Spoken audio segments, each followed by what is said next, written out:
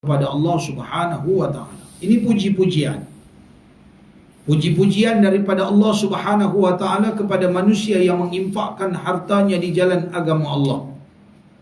Apa saja bentuk yang dinamakan sebagai sedekah. Nanti sekali lagi saya sebut ada 10 kelebihan sedekah. 5 kelebihan kita di dunia dan 5 lagi kelebihan kita di akhirat. Mudah-mudahan Allah bagi kepada kita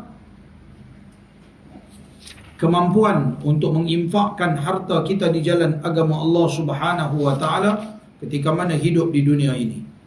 Sebab salah satu daripada ibadat yang semua orang boleh buat di atas dunia adalah sedekah.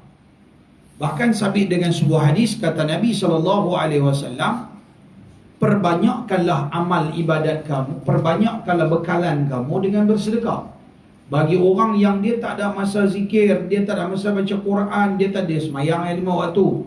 Tekan semayang 5 waktu, kot sekali-sekala boleh buat sunat-sunat, nak kata nak pulun macam orang lain, nak buat lebih-lebih dia tak boleh.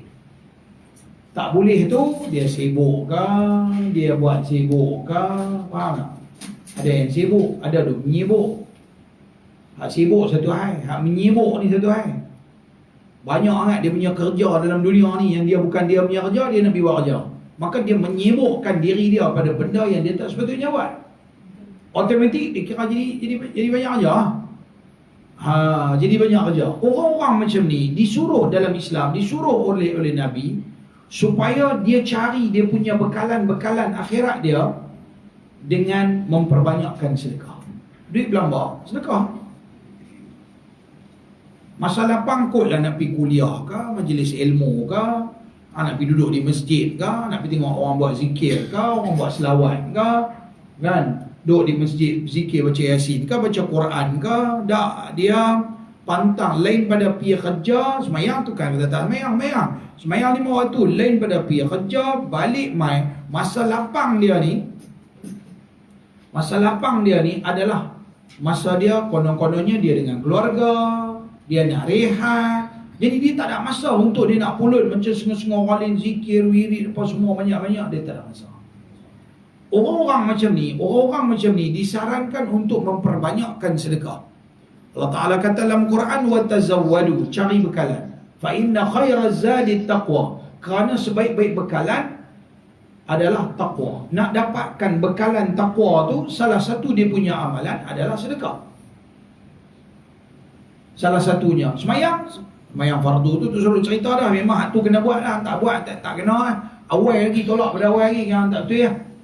Dan ni dia tekat semayang fardu 5 waktu, tekat semayang 5 waktu je, setahun sekali puasa sebulan bulan Ramadan, zakat dia keluar, semua hidup sekali dia buat haji umrah, tekat-tekat tu lah. Ini kita kira kebanyakan manusia. Level-level macam ni punya orang, nak kata jahat pergi berzina, tak ada, kahwin duk elok laki bini.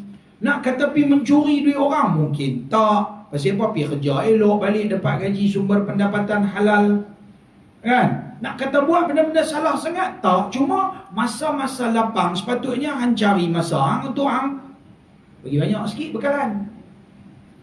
Kalau tuan-tuan tengok dalam kelas saya, dia buat kelas online ni, kelas TPO kami punya kelas, kawan-kawan lah. Selalu saya puji dia bagus. Tiap hari dia pantang, makcik-makcik dia hantar kat saya. Tadi pun ada makcik tu hantar, Ustaz, zikir saya minyak ni. Ustaz, makcik hari ni dah setiap Ustaz bagi sekian-sekian hari bulan. Bagus. Semua digital punya geng. Semua bagi detail.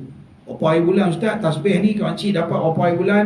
Hari ni makcik punya istighfar dapat 70,000. Makcik punya selawat dapat 90,000. Makcik punya la ilaha illallah dapat 50,000. Oh, bagus.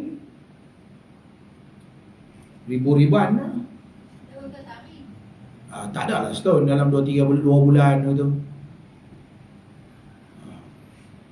Makcik kena tengok dalam kelas saya ni, ada satu kak ni, dia ni kerja, laki bini semua, anak semua ada apa dengan kerja. Makcik boleh tengok dia boleh selawat kat Nabi tiap-tiap hari 20,000 ke 30,000. Macam mana? Makcik berani lawan tak?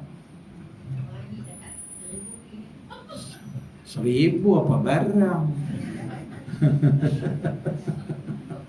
Okey lah, pada tak ada anzung. Okey lah. Bagilah kalau boleh istiqamah. Takut duk buat sehari 1000, 1000 tu ya. Pakai sengak betul kan tu. Lepas tu tengok esok boleh 3-4 kali tuan-tuan cucu kacau apa ke apa. Halal habis. Dah lah contoh kerja-kerja kita dalam hidup ni. Faham tak? Kita ni hidup ni dia ada cabaran dalam hidup ni ada banyak. Kami duduk mengaji dalam kelas ni dia ada. Kalau ada rezeki masuk makcik beli. Makcik ada handphone tak? Ada apa ni Facebook semua ada ah. Ya, tanya kat tuan pengurusi. Dia tahu semua. Makcik minta dia ajar. Macam dia pengurusi sini so dia ajar. Dia kena ajar, dia kena buat semua. Senang ya makcik. Makcik tanya kat dia. Makcik tu cakap banyak, makcik pergi tanya dia. Nah, Man, tolong Ustaz buat kat makcik Google Meet. Kata ada sepatah. Bangun pagi-pagi pukul 5 pagi esok pagi pukul 5 makcik tekan 1-2 button, makcik buka, suruh dia ajar. Lepas tu makcik tengok apa dia perlu buat pagi-pagi pukul 5.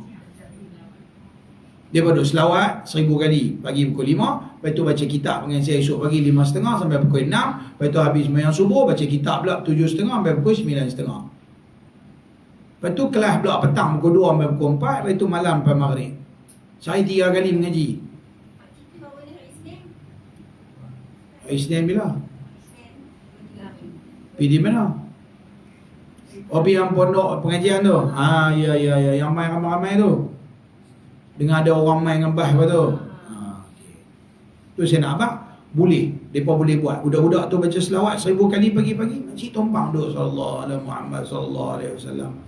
Daripada duk nganga Dalam contoh. Saya tahu makcik tak nganga.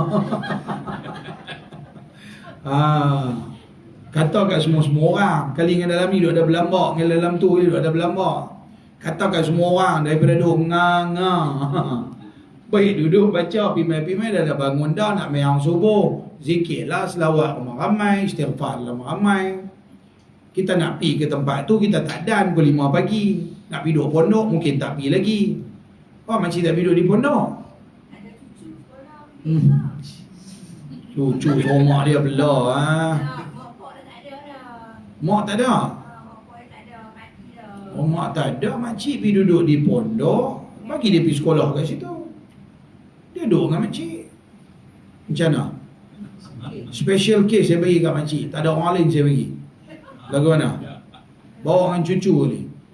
Rumah dia ada sini bagi sewa orang. Kerja pengusi pun senang sikit. Orang pun korang kan ni.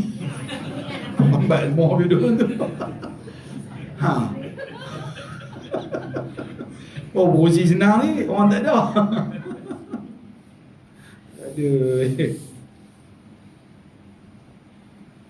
Jadi kalau kita nak pergi ke satu tempat macam ni mungkin kita susah. Jadi kita duduk di rumah.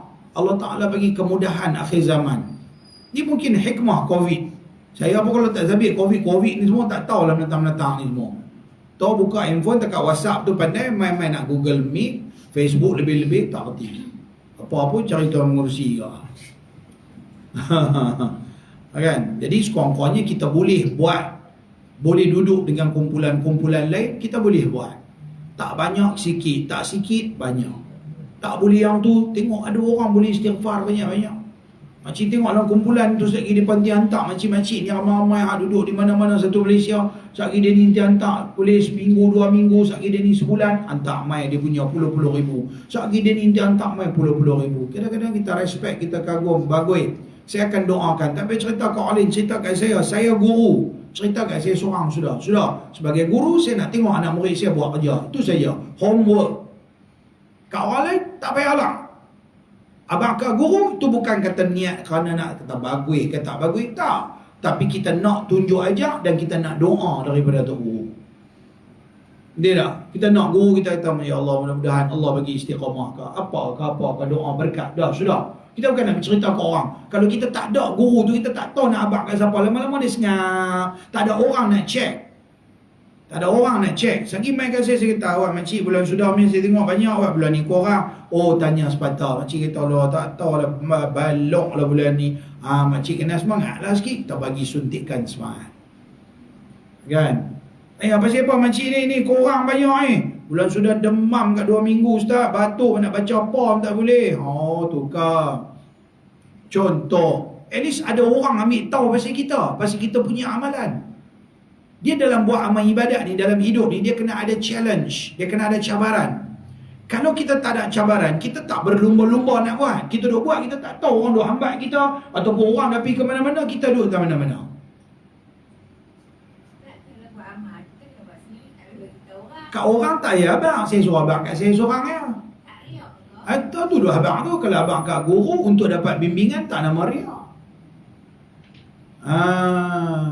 Tu jangan silap. Tak ada lah sampai semua benda tak boleh abang ke orang. Dalam hidup ni ada benda-benda boleh cerita ke orang. Laki bini bergaduh, tiba-tiba tak tahu nak pergi cerita kat siapa. Tuhan kata pergi abang kat siapa? Pergi cari hakim, pergi cari orang tengah, pergi cerita. Mengumpat ke pasal tu laki tu bini dia tu? Tak nak mau mengumpat. Pasal apa? Tak boleh settle dah. Bergaduh laki bini tak boleh nak settle. Pergi mana? Takkan pergi cerita ke orang. Zaman lah ni orang cerita dalam Facebook. Tengok laki aku tak guna duit. Abang Allah. Bukan abang kat Facebook. Facebook ni pula setan besar. Belambak ada yang jenis komen di bawah ni. Bukan dia nak komen elok. Sabarlah banyak ujian tak apalah. Dah. Memang laki yang memang tak guna. Pergi balik pergi cerai minta main kahwin dengan Pak Haji. Skrip apa? Skrip Bukan Haji Wakil. Alibaba dengan 40 orang penyamun. Dia duduk kat tepi tu. Perempuan tu main. Suami tu ya tak guna. Dia kata tak apa-apa balik. Dia minta cerai main kahwin dengan Pak Haji. Jahannam. Betul tak bagus ya kan. Jadi kita pergi habaq tak kena orang. Dia kalau benda-benda lagu ni pergi habaq. Nabi kata kalau siapa-siapa mimpi yang baik, bagi tahu kepada dua jenis orang. Pertama Al-Habib, yang kedua Al-Labib. Dua jenis manusia ni pergi habaq. Kalau nak habaq. Nombor satu Al-Habib, orang yang paling kita sayang. Contoh kita ada isteri, kalau dia dengar kita punya mimpi tu, dia pun syok, dia boleh tumpang gembira. Nabi Yusuf alaihissalam apabila dia mimpi, inni ra'aitu ahada asyara kaukaba, aku melihat ada 11 bintang, wasyamsa wal qamar, dan bulan dan matahari, ra'aituhum li sajidin, aku nampak semua bintang-bintang ni 13 sujud dekat aku. Dia pergi habaq dekat bapak dia, Nabi Yaqub. Dia tak habaq kat orang lain. Bapak dia kata apa? Jangan habaq kat siapa pun. Simpan yang ni. Jangan bagi tahu kat siapa pun. Bapak dia dah tahu dah, mimpi lu ni mimpi pelik, bukan mimpi biasa. Mimpi pula 11 bintang. Sebab dia adik-adik dia ada 11 orang. Dia kan 12 adik. Nabi Yusuf ni 12 adik, mak lain-lain. Yusuf dengan Bunyamin mak lain. Lepas tu dia padalah beberapa orang Nabi ni ada mak ni. Tapi lepas satu bapa. Lepas ni dengki dekat Nabi Yusuf, abang-abang dia. Cemburu, kawan tu sega, kawan tu bakal jadi Nabi, dia pun tak tahu. Dia pun tak tahu bapak dia tutup bab-bab lagu tu.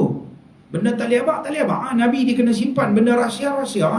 Bila dia tengok pelik dia ni punya mimpi, yang matahari dengan bulan tu, Nabi Yaqub dengan isteri dia. Maka dia nampak semua ni. Sebab tu, kira walaupun Nabi-Nabi ni sama taraf dia, tapi Allah Ta'ala bagi kemuliaan. Nabi Yusuf lebih mulia dari sudut keduniaan. Dia jadi pemimpin negara, dia jadi Perdana Menteri. Atas daripada dia ada raja, dia ada Perdana Menteri. Nah, Nabi Yaqub dia hanya jadi Nabi dan Rasul di satu perkampungan, di Kanaan, di satu tempat. Lagu tu ya.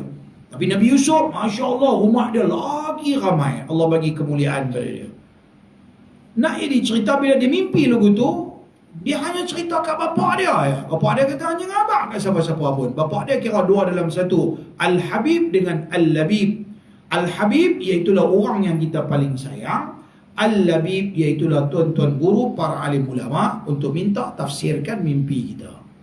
Tapi janganlah suruh kalut telefon dekat ustaz, abang mimpi tak habis-habis. Dalam mimpi tak ikut tidur, tak ambil semayang. Habis tengok Hindustan, lepas tu tidur, lepas tu mimpi jumpa Syarul Khan, tak pun. Kau ustaz, mimpi. Oh, tak mau lu tu. Faham tak? Mimpi pun ada dia punya syarat. Lain kali kita cerita lah pasal mimpi-mimpi ni semua kan. Maknanya dalam hidup kita ada benda kita boleh cerita ke orang, tapi itu tidak dinamakan riak. Ni contoh yang sudah bagi ni. Maka makcik buat, makcik cerita kat saya. Kalau makcik tak mau cerita saya, makcik tengoklah ustaz-ustaz mana yang makcik berkenan. Makcik tengok ni ustaz ni jenggot panjang, aku tak berkenan. Sudah, pergi cari ustaz tak ada jenggot. Contohnya. Kan, ni ustaz ni dia gelap je. Tak mau nak cari ustaz putih-putih lagi. Api cerita kat dia. Yang makcik rasa yang ni lah tu guru makcik nak cerita kat dia. Dia yang bimbing makcik. Tak boleh cerita semua masalah hidup kan semua orang. Guru mursyid kita seorang ya. Guru taklim nak dapat ilmu mengaji 4 juta orang pun. Faham tak? Guru untuk peribadi ni mesti kena ada seorang. Dan adalah syarat-syarat dia lagi tu. Baik, tak apa.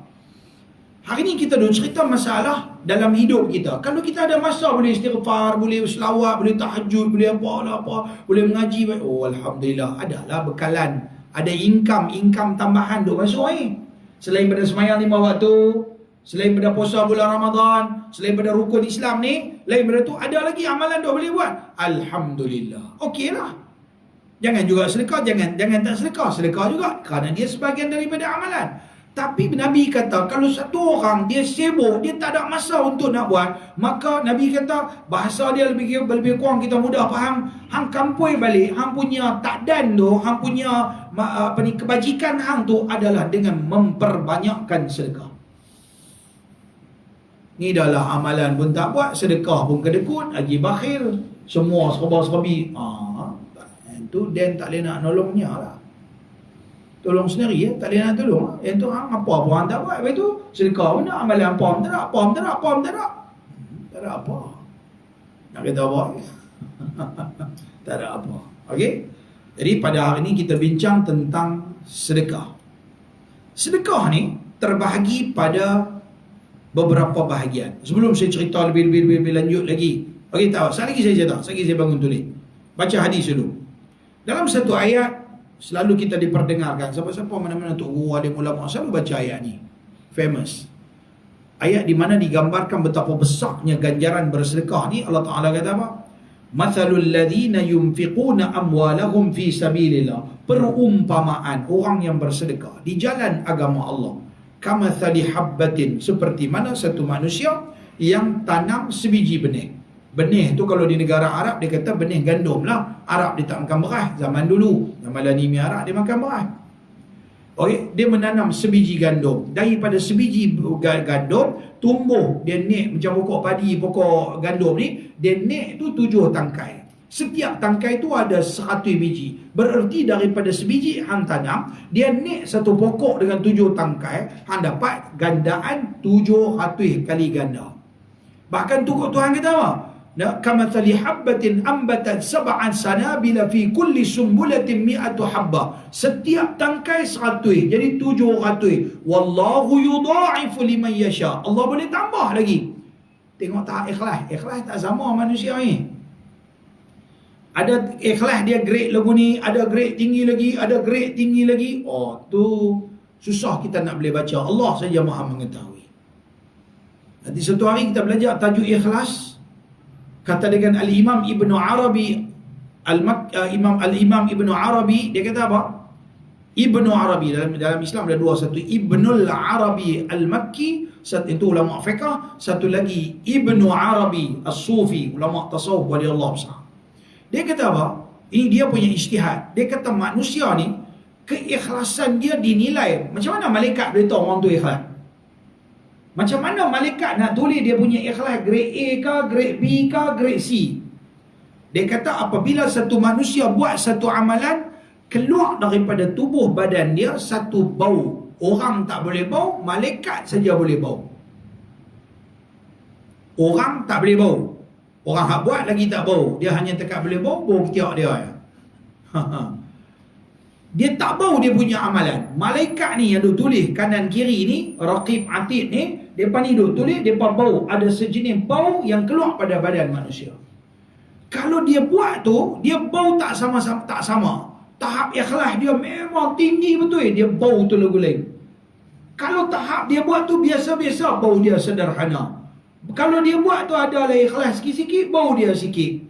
Maka malaikat dia nilai di situ, dia tahulah Tuhan dah bagi dah kat dia ilmu, dia nak tahu macam mana. Begitu juga manusia, apabila dia buat benda-benda yang jahat ataupun dia tak ikhlas, maka automatik yang keluar daripada badan dia adalah bau busuk. Apabila bau busuk, automatik malaikat akan pergi jauh. Bila bila jin iblis setan dia tengok malaikat pi jauh daripada orang tu, malaikat dah mula jauh, ada jarak, maka iblis setan mai duduk dekat dengan orang tu. Apatah lagi kalau orang tu busuk. Setengah ulama kata jin setan ni dia boleh bau busuk manusia, malaikat pun boleh bau. Cuma bau wangi tu malaikat saja yang boleh bau.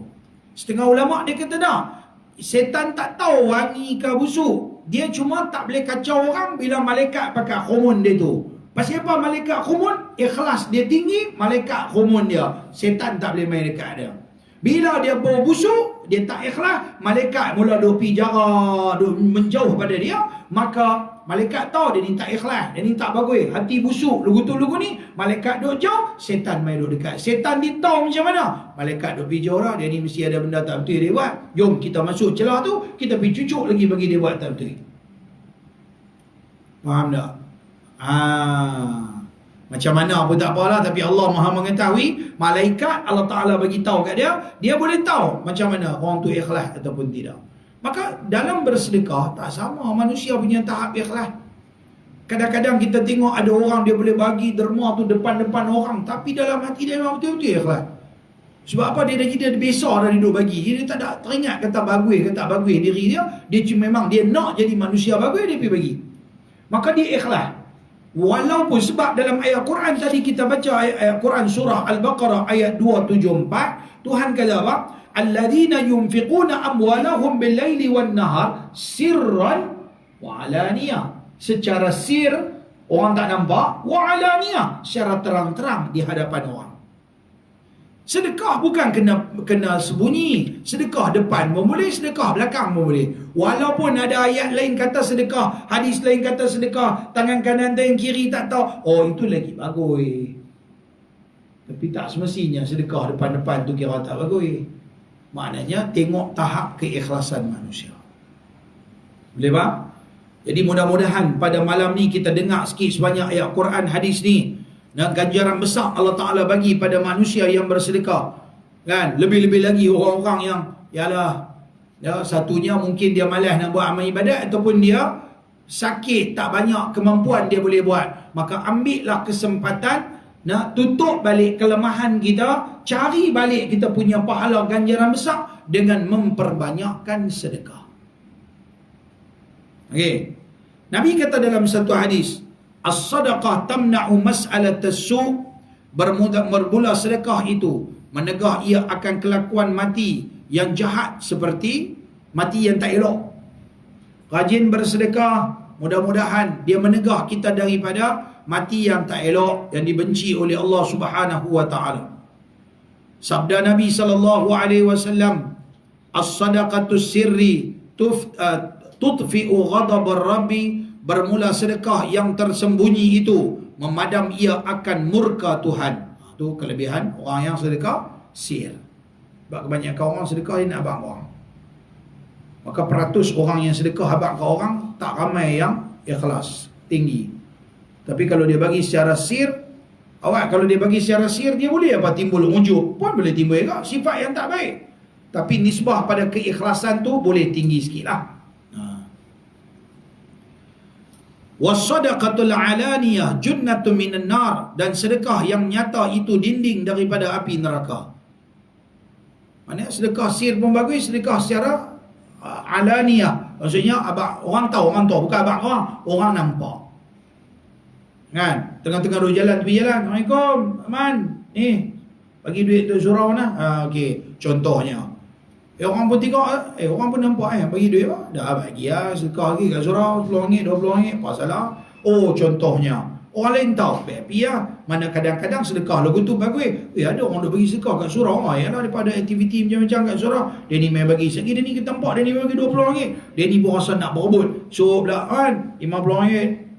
Duk berebut. Baguslah sedekah lagu tu, pakai duk berebut nak bagi.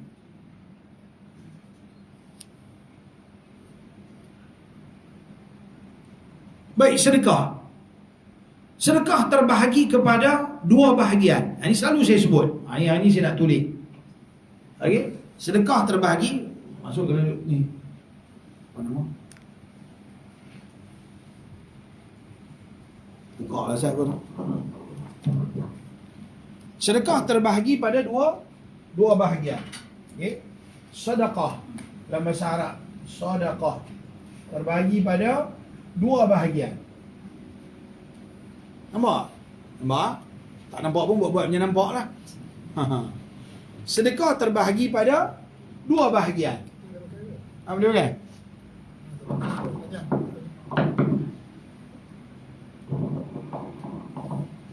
Ini pun kali agak sekali bagi dia nampak.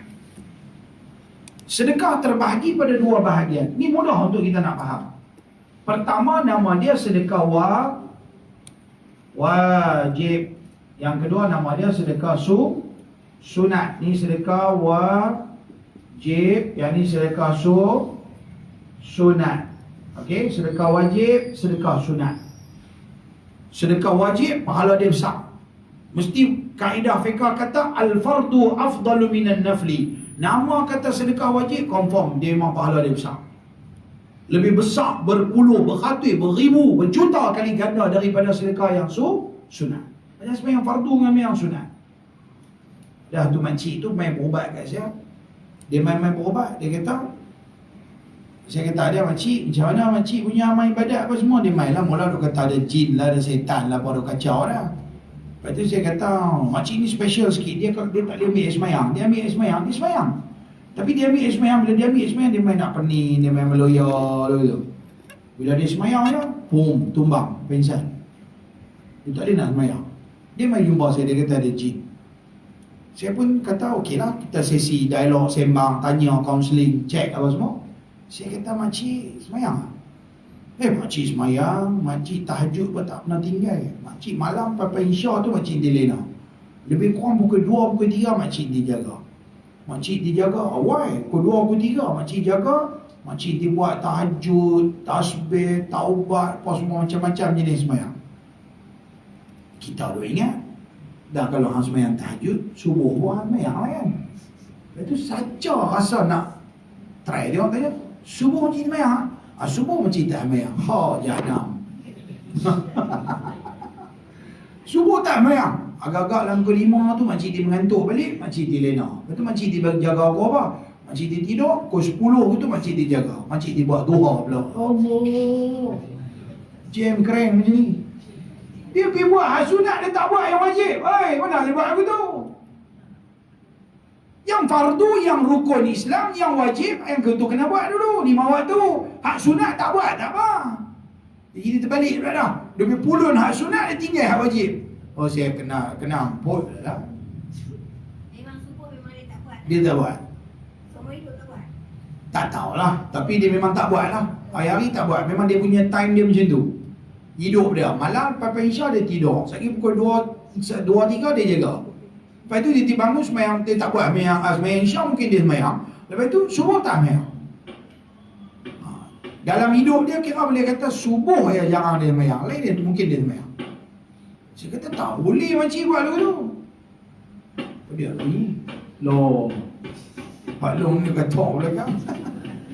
Kan? Dia tak semayang. Dia kata tak boleh lah macam tu. Yang tu bukan nak buang jin. Yang tu makcik memang jin dah. Tak kata lah lagu tu. Kan kata lagu tu tak main dah.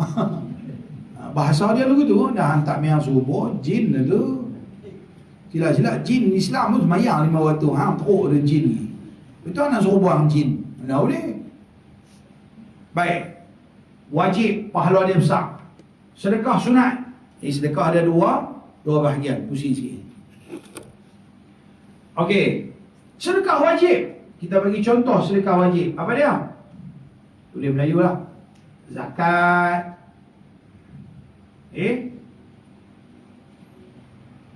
Kifarat. Tahu kifarat? Kifarat ni denda lah.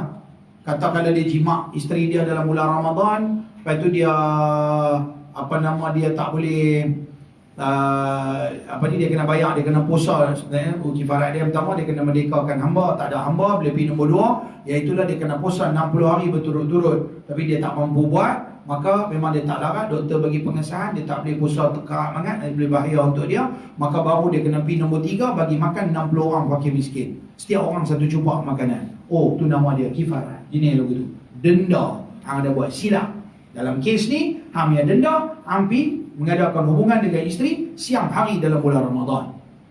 Maka dia punya kifarat adalah macam kifarat sumpah. Satu orang bersumpah, dia tak boleh buat. Dia kata, wallahi, anak aku lulus periksa, aku nak buat macam ni. Dia kata macam tu. Tiba-tiba, lulus tak buat dah. Macam mana ni? Dia salah, dosa. Dia kena bayar kifarat kalau dia tak buat. Oh, kifarat dia bagi makan 10 orang fakir miskin, setiap orang secupa. Oh, kifarat lain-lain lah. Faham tak? Setiap satu kifarat tu lain-lain. Maka tu nama dia kifarat. Wajib, tak buat, dosa. Kan? Kifarat nazar, kifarat sumpah, macam-macam kifarat ada. Okay. Nombor 3. Tak, boleh buat dalam ni lah. Boleh buat dalam ni lah. Nazar, kifarat pun dia wadi ni semua. Okey? Zakat, kifarat, fitrah, zakat. Zakat fitrah. 2. Mas kahwin, mahar. Pergi kahwin dengan anak orang, kena bayar duit. Tak ada. Ni adik isu-isu amsak orang kahwin yang bayar mas kahwin tu.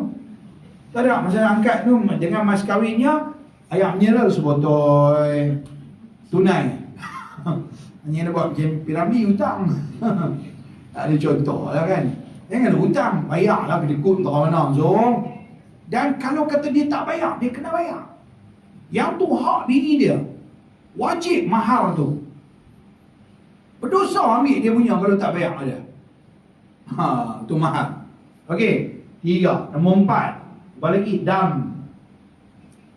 Dam ni kalau kita pergi umrah, kita ada buat silap apa-apa, maka kita kena bayar. Ada dia punya 13 pantang larang umrah. Maka apabila dia buat pantang larang tu, ada di antara pantang larang tu dia kena bayar dam. Dam tu maksud darah. Berarti dia kena sembelih seekor kambing. Dia kena sembelih seekor kambing. Kalau dia buat haji, orang bawa ni orang pergi haji, tak balik lagi lah, banyak dah balik dah mana. Ada dah balik dah. Orang buat haji. Haji ada 3 macam, ada haji ifrat, ada haji kiran, ada haji tamattu'.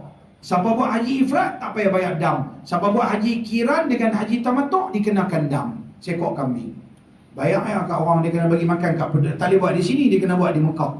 Kambing tu kena diberikan kepada penduduk Mekah sahaja. Okey. Ada haji macam-macam nama. Oh, ada macam-macam cara. Buat macam ni boleh, buat macam ni boleh, ada macam ni boleh. Adalah beza sikit-sikit. Haji tu. Ada yang buat umrah dulu, ada yang buat umrah lambat, ada yang buat haji umrah, adalah 2-3 perbezaan lah. Tapi basic dia macam duduk di padang Arafah, wajib sama ya. Cuma ada beza-beza dia sikit. Macam haji ifrat, pi awal tunggulah duk pakai ihram punya lama. Berhari-hari, kadang-kadang mungkin berminggu-minggu, kadang berbulan-bulan. Maka dia lama, dia tunggu dia punya tempoh dia. Maka adalah dia punya dia diberikan keringanan untuk dia tak bayar dam. Tapi untungnya kalau dia buat haji ifrat, itu dia pergi lambat. Oh, nasib dia memang best. Ini tak payah tunggu lama sangat lah. Tapi beza haji ni adalah beberapa perbezaan. Kalau buat haji sampai-sampai dulu, lepas tu buat umrah dulu, lepas tu rehat, buat umrah sampai time haji baru buat haji. Nama dia haji tamattu', haji bersedap-sedap nama dia. Relax ya. Sampai Mekah macam dia buat umrah dulu, relax, pergi buat umrah, pergi semayang masjid apa semua, sampai 8 Zulhijjah keluar pergi ke Arafah, 9 Zulhijjah wukuf di Arafah, lepas tu 2, 3, 4 hari, lepas tu balik, habis ya, haji sat. Haji paling senang, paling simple, paling relax adalah haji tamattu'. Maka nama dia beza tu, nama dia haji tamattu'. Lain kali macam dia saya buat kursus haji macam mana? Kursus umrah, kursus haji macam mana? Ni takut tak sempat cerita yang ni. Okey? Dam. Apa lagi ya? Zakat, kifarat, mahar, dam. Selalu saya sebut, lupa biar yang ni ya. Ni bukan yang ni sajalah. Ada lagi 2-3 perkara lagi. Nama dia sedekah wajib. Sedekah wajib. Yang ni kalau kita tak buat, berdosa. Kena buat. Yang kedua nama dia sedekah sunat. Sedekah sunat pula terbahagi kepada 2. Satu nama dia sedekah sabil. Satu lagi nama dia sedekah jariah. Apa makna jariah? Jariah ni jalan. Ni kipas angin ni dia pusing tak berhenti, jariah. Dia selalu dibayangkan anak sungai yang mengalir tak berhenti. Dalam bahasa Arab dia panggil sungai itu sedang air sungai mengalir, jalan tak berhenti. Itu nama dia jariah. Okey. Kalau kipas angin mungkin kita boleh gambarkan dia berhenti. Air sungai mana kita boleh tahan? Tahan pun tak boleh. Dia akan penuh tempat yang kita tahan, dia akan melimpah. Dia kira jalan tak berhenti. Maka kalau itu digambarkan. Jadi kalau sedekah jariah ni nama dia nombor 2 iaitulah wakaf. Nama dia nombor 2 wakaf. Apa beza antara sedekah jariah dengan sedekah sabil? Kita sedekah benda yang kekal, nama dia sedekah jariah. Macam mana? Ni whiteboard ni siapa bagi? Sampai hari ni duk pakai kan? Orang yang bagi ni dapat pahala. Tak berhenti-henti. Pahala macam anak sungai duk mengalir, air dia duk jalan tak berhenti-henti, pahala dia. Wakaf. Meja ni katakanlah ada orang hadiahkan meja ni pada surau, pada masjid, pada madrasah, pada mana-mana. Orang duk pakai kapet ni. Katakanlah tiba-tiba pengurusi kata okey, kapet kita ni pun tak apa terasa dah ni, nampak dia keras dah. Kita nak buka wakaf lah untuk siapa-siapa kita nak beli kapet baru. Berebut. Okey, sekaki berapa? Sekaki berapa? Wani Waman tanya kat saya, Ustaz, kapet yang Raudah Madinah tu sekaki berapa? Lupa lah nama saya bagi. Lupa lah. Supplier yang tukar kapet ni. Kan, katalah kita nak tukar. Kita tukar, ni orang lain duk ukur kapet Madinah ni, Raudah. Orang cantik lah, elok. Kan? Okey, berapa sekaki? RM15 sekaki. Dia kata, saya berapa? 14, 8 ke 15 tak payah. Ni sembang lain, bagi tayar dia tengok. Okey? RM15 katalah sekaki dia kata. Okey, makcik 2 kaki. Okey, yang ni saya 10 kaki. Saya 100 kaki. Habis, wakaf. Selama mana? Selama duk ada kapal ni, 5 tahun, 10 tahun, orang duk pakai. Tak habis, tak rosak-rosak. Selama tu lah dia dapat sedekah jariah. Pahala duk jalan tak berhenti-henti. Maka kalau kita wakaf benda-benda yang lebih lama lagi, tahan lama, lagi besar pahala. Orang kata, okey, kita nak beli tanah, nak buat sekolah agama, nak buat masjid. Kita nak beli, hak tu tak tukar-tukar, kapet tukar juga, kipas angin tukar juga. Kalau tanah pun tak tukar dah, bina bangunan sampai kiamat lah. Ni kita nak piling lah, kita nak buat cerucuk dia tu, nak buat piling, nak penik tiang, simen apa semua. Yang ni kita nak buat wakaf lah. Siapa nak buat wakaf? Hak ni nak berebut lah. Masjid yang saya buat di kampung Permatang Pasir, di pondok kami tu, asal dia rendah. Mai satu hamba Allah ni daripada Langkawi, Pak Haji ni kata, Ustaz, biar buat masjid bagi tinggi-tinggi sikit, jangan buat rendah-rendah. Biar bagi tinggi, so kalau banjir ke apa ke selamat. Jadi kita buat bagi tinggi sikit. Lepas tu saya pun fikir-fikir, baik kita tambun. Kita buka wakaf untuk tambun tanah. Satu lori berapa tak ingat lah, lori tanah masa tu lebih kurang dalam 120 ke berapa lah, masa tu murah sikit. Lepas tu saya buka wakaf. Satu Tok Guru telefon kat saya daripada Kedah, Penang. Nama dia Tok Guru Haji Jusuf di Tobiak, Penang, Kedah. Dia telefon, Assalamualaikum Ustaz Syahul. Hari tu Ustaz ada buat pengumuman nak tanah kan, nak beli. Ustaz main ambil lah, Ustaz main Penang, Ustaz jumpa telefon main ambil. Saya ingat kita pergi tu kan, pergi bagi duit 30,000 seketui tu. Ni ada orang wakaf untuk beli tanah, tambun masjid lah, bagi tinggi. Tu dia. Sampai hari ni orang duk pijak masjid tu, berapa orang duk masuk, duk semayang buat amal ibadat. Pahala besar.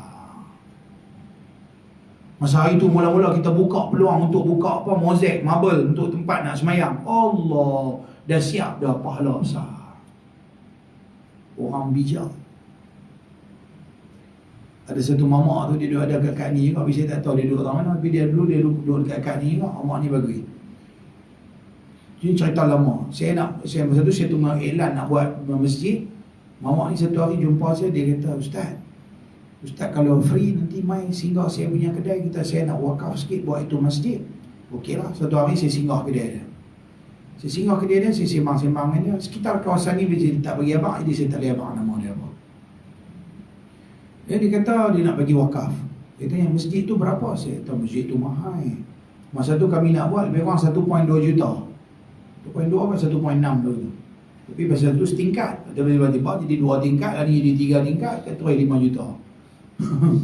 Kan? Pasal apa? Kita Pulau Pinang kena bertingkat-tingkat, tanah tak cukup. Kalau kita nak buat macam-macam, kalau buat setingkat kena buat dewan tu, dewan ni, kelas tu, kelas ni jadi banyak. Ni buat satu bangunan, yalah ni pun dah siap dah, cuma ujung-ujung lah, penghujung. Lebih kurang 1 juta lagi, siap semuanya. Dan dia kata macam ni, Ustaz kata banyak sangat, saya tak mampu lah nak bagi banyak. Macam ni, Ustaz itu tanah, masjid saja, tapak masjid saja berapa ribu.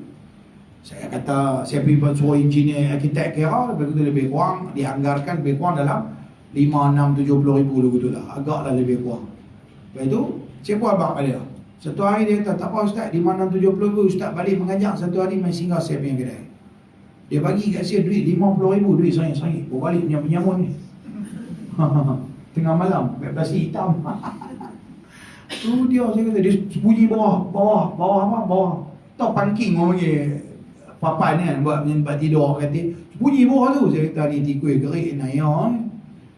Tak, tapi saya respect orang macam ni, dia boleh kumpul duit sangit-sangit 50 ribu.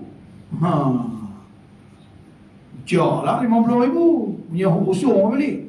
Macam mana dia boleh bagi banyak? Tak, macam mana dia boleh bagi banyak? Kenapa kita nak bagi RM1? Nak buat dalam tabung pun tiba-tiba Parkinson main. Tiba-tiba ketak tangan. Tiba-tiba alasan, lupa apa duit? Lupa lah. Antau kata nak main surau kan. Ambil RM5 buat dalam poket main lah. Tiap-tiap hari. Betul tak? Mau yang tak mau ya. Kalau hang buat benda tu jadi tabiat, tak bawa ambil duit. Tak bawa RM5 dah ada dalam poket. Dah tahu kita malam ni dah kuliah ke, ada ceramah. Tak ada apa pun, bawa main je lah RM5. Tiap-tiap malam bawa RM5. The power of sedekah ni memang luar biasa. Nak jadi orang kaya, saya pernah kawan dengan orang yang senang-senang. Saya tengok depan ni orang senang-senang. Masya Allah. Ada?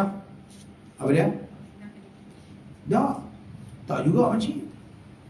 Makcik kata orang senang kedekut. Saya jumpa ada juga orang senang yang bagi banyak. Tapi saya duk kawan dengan mereka ni. Mereka kalau pergi masjid, mereka tak derma macam kita.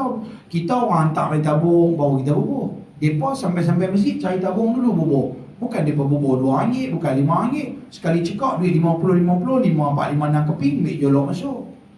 Oh patutlah mereka hari-hari Tuhan bagi dekat mereka. Hari-hari Tuhan bagi dekat mereka. Bukan macam kita. Kita sebulan baru 45 ribu, 10 ribu, 15 ribu. Kita rasa besar dah. Mereka sehari ratus-ratus ribu. Sehari lebih lagi dah. Patutlah dia bos cekak-cekak lagu tu. Sebab tu kaedah dia, kita faham macam ni. Dapat banyak, baru boleh bagi banyak. Dapat sikit, bagi sikit. Islam kata tak. Hang mau banyak, hang kena bagi banyak. Hang kena bagi dulu, baru aku bagi kat hang. Dalam satu hadis, Allah Ta'ala berfirman, hadis kursi, umfiq alaik. Bagi, akan kuberikan lagi pada kamu. Okey, ini dah nampak dah sedekah sunat, sedekah jariah. Satu lagi nama dia sedekah sabil. Sedekah sabil ni sedekah benda boleh habis.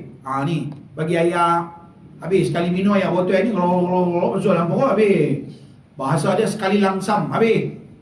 Beli kotak tisu letak kat tempat ustaz ni main sapu ingui, sapu eliok, sapu peluh, sapu apa, habis.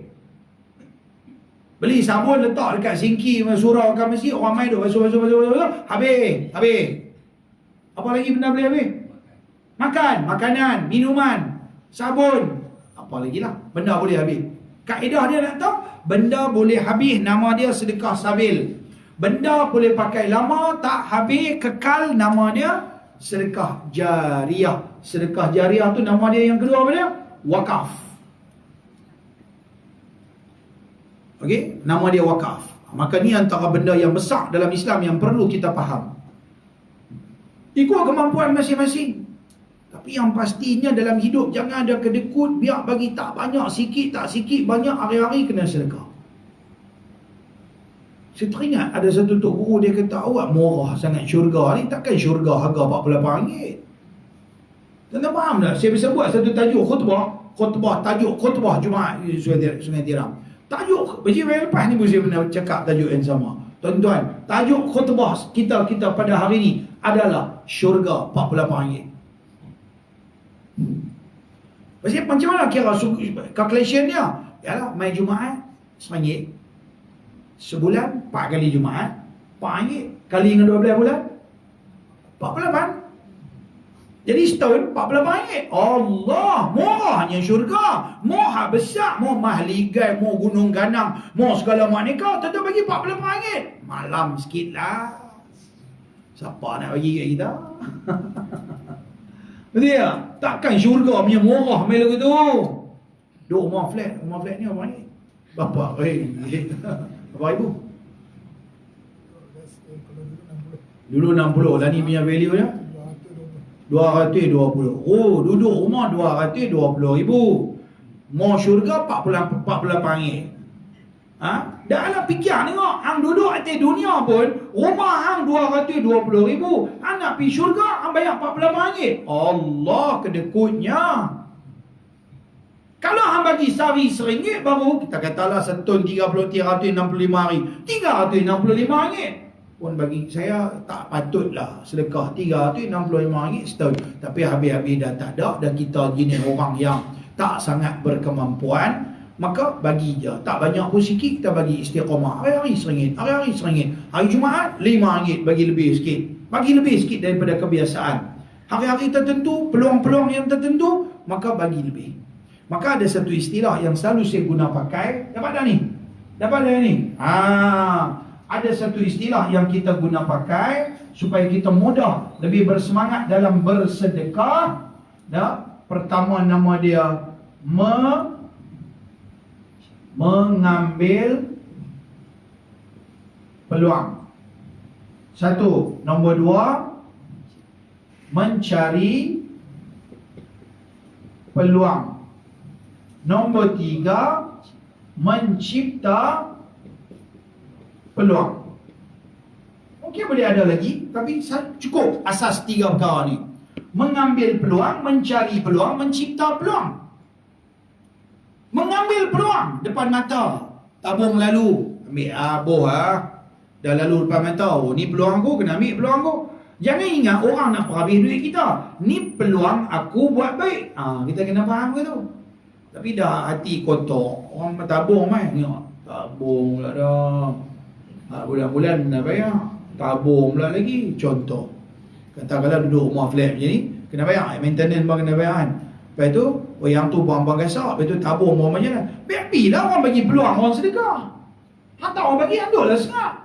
Dia pergi cucuk orang. Apa dia ni bulan-bulan kena bayar maintenance lah, apa semua. Lepas tu baru tabung lagi. Lah, ini namanya peluang. Orang bagi peluang kat kita buat baik. Kalau tak ada tabung, nak pergi cari mana, nak pergi sedekah. Orang bobo tabung. Nama dia mengambil peluang. Jangan duk pergi tengok yang positif, yang negatif, yang tak baik. Nampak tu peluang tu benda baik. Yang ni peluang untuk aku buat benda baik. Nama dia mengambil peluang. Satu lagi nama dia, yang ni untuk orang biasa-biasa. Orang hak bijak sikit, dia main nombor 2 dah. Dia mencari peluang. Oh, hak surau punya tabung. Oh, ada tabung madrasah, dia buat tabung madrasah. Oh, ada tabung surau, aku buat tabung surau. Ini peluang depan mata. Mengambil peluang. Lepas tu dia balik rumah, esok ke apa ke. Mana lagi aku dah sikit-sikit lagi nak bagi lagi. Buka dalam Facebook, buka dalam mana. Oh, dia ada orang minta derma. Oh, cari lagi, bagi. Mencari peluang. Tapi orang paling bijak adalah orang yang mencipta peluang. Orang lain tak boleh. Dia fokus, dia polon seorang-seorang dia. Pasal apa? Dia ada kemampuan. Tuhan bagi dia rezeki banyak. Dia kata, okey ni apa nak buat kutipan apa? Masjid. Nah, bagi. Duduk bagi. Tahu-tahu tengok-tengok, ada peluang dia buat sebiji masjid. Seorang-seorang dia aja wakaf 3-4 juta. Dapat kat dia semua.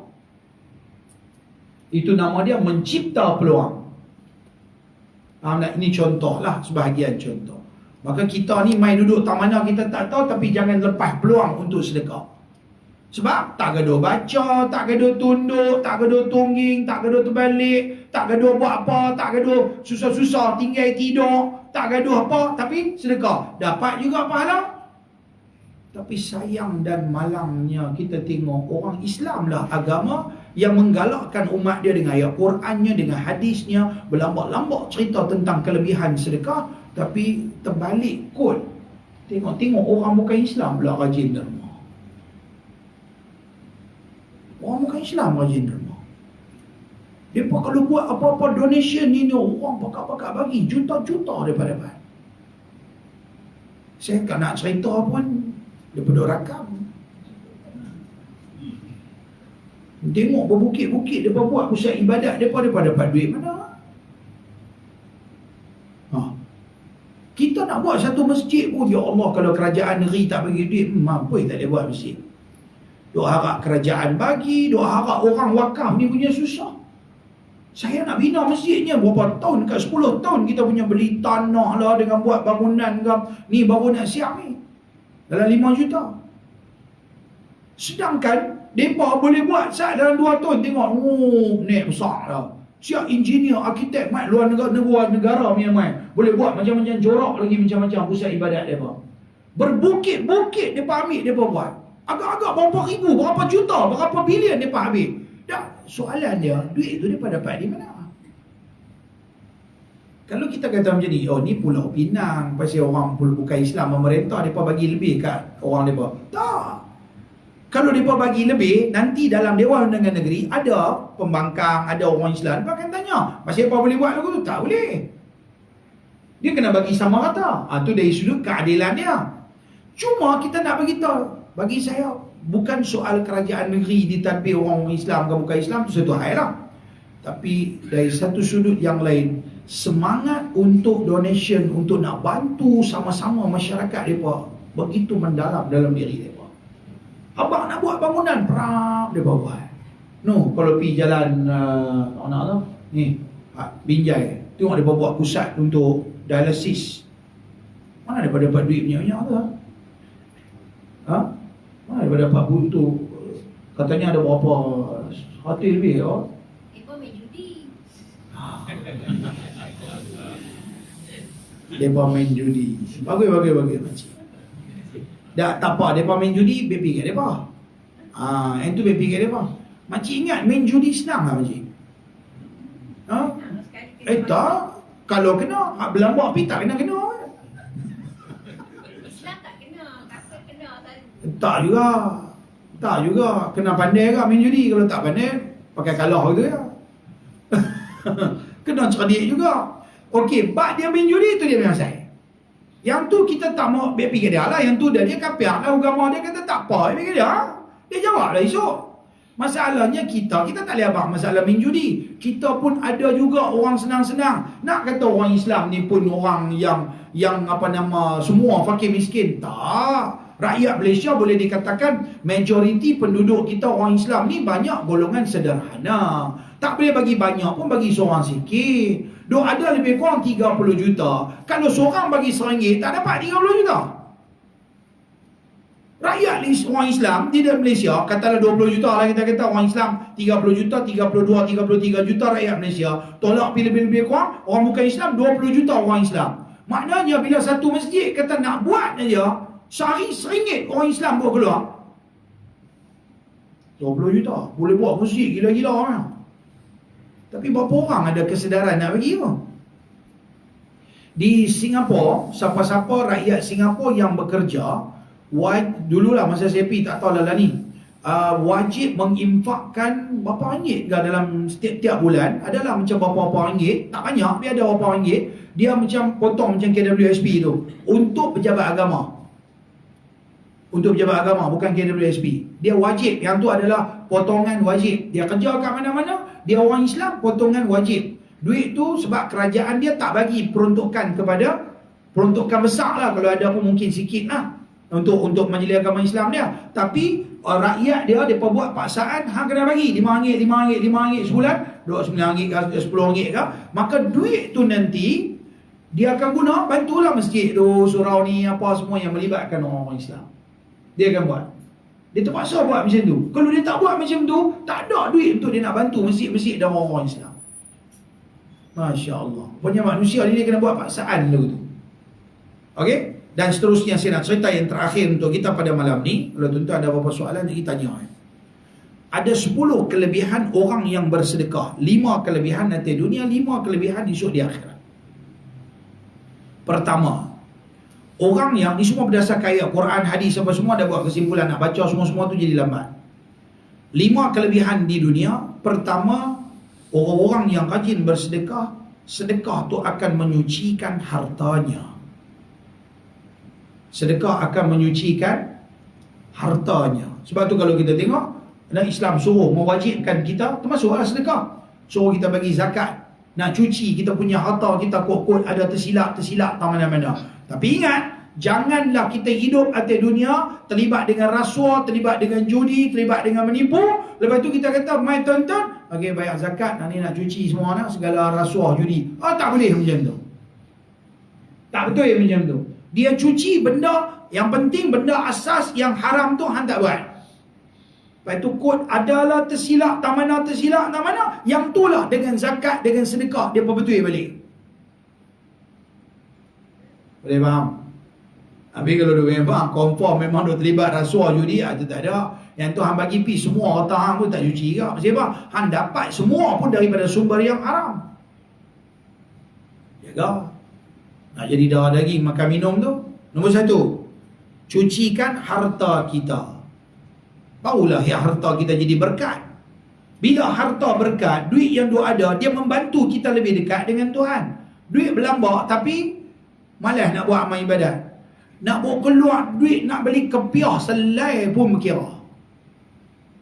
Nak bawa keluar duit nak beli jubah ke, nak beli kayu sugi ke, beli apa yang kalau kita tasbih ke, nak beli sejadah ke, dia rasa macam tak boleh. Benda nak buat benda baik pun dia rasa kedekut nak bawa keluar. Bila tak berkat ni, duit main berlambak pun habis lagu tu kita tak sedar. Rasa tak cukup. Sebab tu kadang-kadang kita tengok setengah orang duit berlambak, tidur atas duit, tak cukup. Duk kira nak cari lagi. Nak buat apa duit punya banyak? Mati tinggal semua berlambak-lambak, bagi susah orang kan nak berakhir. Duk bergaduh anak beranak. Betul tak? Pertama, menyucikan harta. Yang kedua, sedekah. Di atas dunia ni dia punya fadilah dia menyucikan tubuh badan kita. Menyucikan tubuh badan kita daripada dosa dan kesalahan.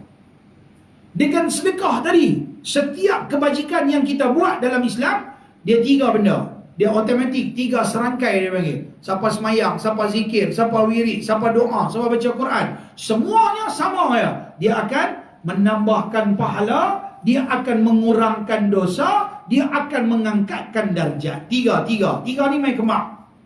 Katakanlah makcik pergi sedekah, menambahkan pahala, mengurangkan dosa, mengangkat darjat. Makcik pergi baca Quran, menambahkan pahala, mengurangkan dosa, mengangkatkan darjat. Lalu itu. Jadi sakit? Sakit? Sakit apa? Kalau Tuhan bagi sakit, bukan buang dosa juga. Itu satu cerita lain. Yang tu sakit kita sabar pun dapat pahala, mengurangkan dosa, mengangkatkan darjat. Pandang dari sudut yang lain. Boleh faham tak? Sakit, sabar. Bila sakit kenapa? Kena sabar. Ikhtiar berubat apa tapi sabar. Jangan marah Tuhan. Apa Tuhan ni? Baru ni aku kena dah sakit. Demam pula. Ni ada kajian terbaru dia buat. Baru ni ada cakap dalam televisyen. Dia pun tak. Ni daripada kajian daripada sembang-sembang lah dengan pakar-pakar ni. Dia kata apa? Bulan 7 ni dia akan berubah-berubah dalam 1 tahun ni. Tahun ni dia kena pada bulan 7, di mana bulan bumi ni agak renggang sikit, masih lagi dalam orbit tetapi dia agak jauh sikit daripada matahari, menyebabkan cuaca bukan cuaca di Malaysia, cuaca dunia jadi panas. Maka kalau kita tengok, walaupun betul-betul lah ni musim hujan tapi panas. Maksud dia panas gila-gila, panas kering. Lepas tu dia main hujan ni, esok dia main panas gila-gila. Maka musim-musim macam ni manusia senang demam. Sebab tu kita tengok lah ni semua demam. Kami di madrasah lingkup habis semua. Dengan makcik-makcik semua demam, semua. Tinggal saya seorang yang tak demam. Duk tunggu hari apa.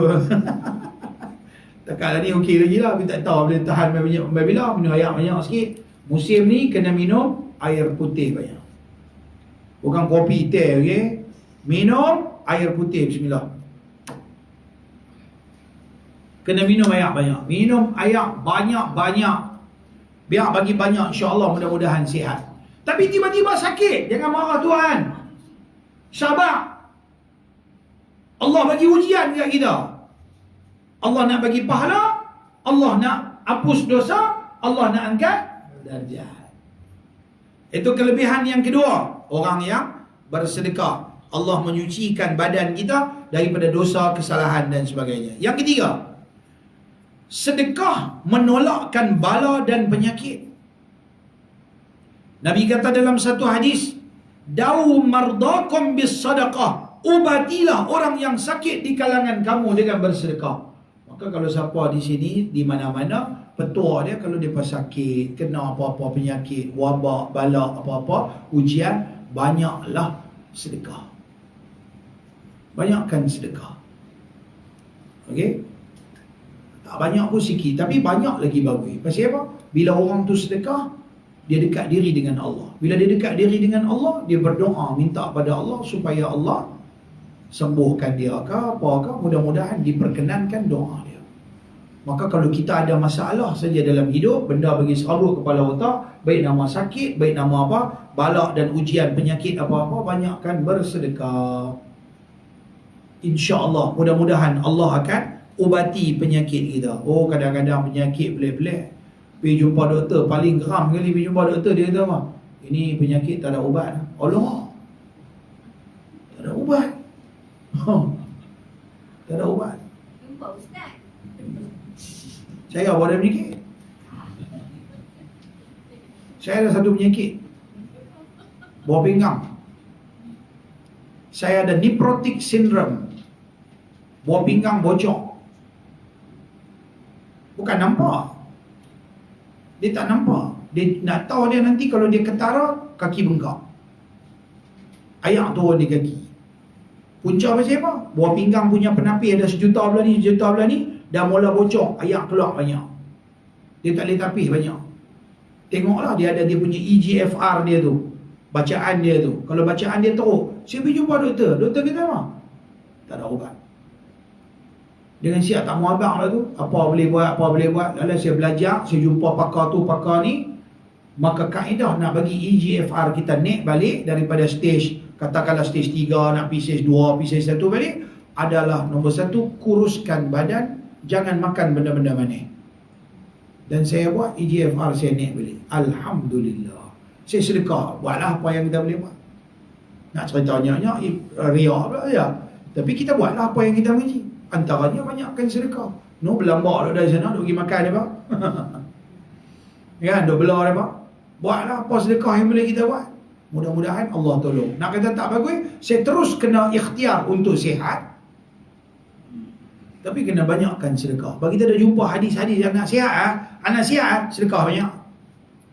Sedekah banyak. Yakinlah Nabi dah mak. InsyaAllah ikhtiar pun ikhtiar, berubat pun berubat juga. Tapi jangan lupa sedekah. Yang tu pun, apatah lagi kalau boleh kita macam sedekah macam di madrasah, kita selalu orang bagi sedekah, lepas ni bagi tahu, ustaz boleh tak tolong buat sembahyang hajat, ataupun ni nak bagi sedekah sikit, boleh tak tolong doa untuk kami. Kita doa. Ni ada satu hamba Allah hantar main mesej, dia bagi tahu kat ustazah, dia kata tolong buat sembahyang hajat 7 hari berturut-turut. Dia sponsor makan untuk pelajar 7 hari. Dia minta doa supaya dia boleh anak. Kita mayang hajat setiap hari. Budak-budak mayang hajat setiap hari. Ya Allah, nama sekian-sekian bagilah dia dapat anak. Ya Allah, doa ya. Itu salah satu ikhtiar. Dia sedekah, dia bagi makan. Maka tak mana yang dia punya penyebab dia tu, Allah Maha mengetahui. Kadang-kadang kita tak tahu. Buat je lah. Tu dia dapat anak dah. Baru duduk tengah semayang, anak tak keluar lagi. Baru 2 hari. Hari ni hari ke-7. Tak tahu lah. Mana kita tak tahu. Ya, kalau kita dapat baby baru tu, anak baru dapat baby baru, berapa lama dia tunggu nak dapat anak. Tapi dia antara penyumbang banyak dia bagi kat madrasah. Tak banyak dia bagi nasi lagi, beli apa lah. Dia bagi kat madrasah, ni Allah Ta'ala bagi, dapat baby baru pula. Pun tunggu. Tapi Abang Man tak dapat kan, macam mana tu Abang Man? Abang Man pasal apa? Dia ada hikmah. Kalau dia ada baby, apa tak boleh lentik dia jadi pengurusi. Faham tak? Dah lah pengurusi surau, pengurusi persatuan penduduk, setiausaha bagi, koperasi, apa teruk, apa pelakor dia. Semua dia pegang. Esko ni tu dia letih. Tapi cuba bayangkan, semua Tuhan bagi jadi dalam dunia ada hikmah dia. Kalau dia ada anak berlambak, dia boleh pegang lah semua-semua tu. Hari ni mungkin dulu dia tapi kalau tanya anak-anak, dia pun teringin pi berubat sampai habis. India lah mana kau, Zimbabwe lah dia pi habis. Habaq lah apa jenis perubatan semua dia buat dah. Rezeki Tuhan tak bagi kau tu, Tuhan bagi kau lain. Manusia ni dia kena fikir macam ni. Tuhan bagi macam ni, alhamdulillah. Kalau Tuhan tak bagi macam ni, mungkin Tuhan bagi nikmat dengan cara lain. Kalau dia ada anak ramai, dia tak boleh ikut saya ambil kuliah mana-mana. Dia tak boleh nak bantu saya, sebab dia sibuk. Macam kita lah, ada anak, ada bini, ada keluarga, ada apa. Maka pandanglah setiap benda tu akan ada hikmah dia. Akan ada kebaikan dia. Kan? Itu sebagai contohnya. Baik, maka salah satu daripada kalau siapa-siapa nak doa dia dimakbulkan oleh Allah, maka tolonglah bersedekah. Tuan-tuan nak bagi kat siapa tu, tuan-tuan punya pasal. Faham tak? Tapi janji bersedekah. Saya tak kata hari ni tuan-tuan semua buat bagi sedekah kat saya. Tak. Terpulang. Biarlah bagaimanapun, saya akan bagi juga hadiah pada tuan-tuan hari ni. Tabung seorang satu. Ambil lah yang mana dah bagi dah dulu, pakailah lagi. Tukar lah. Teruskan sedekah.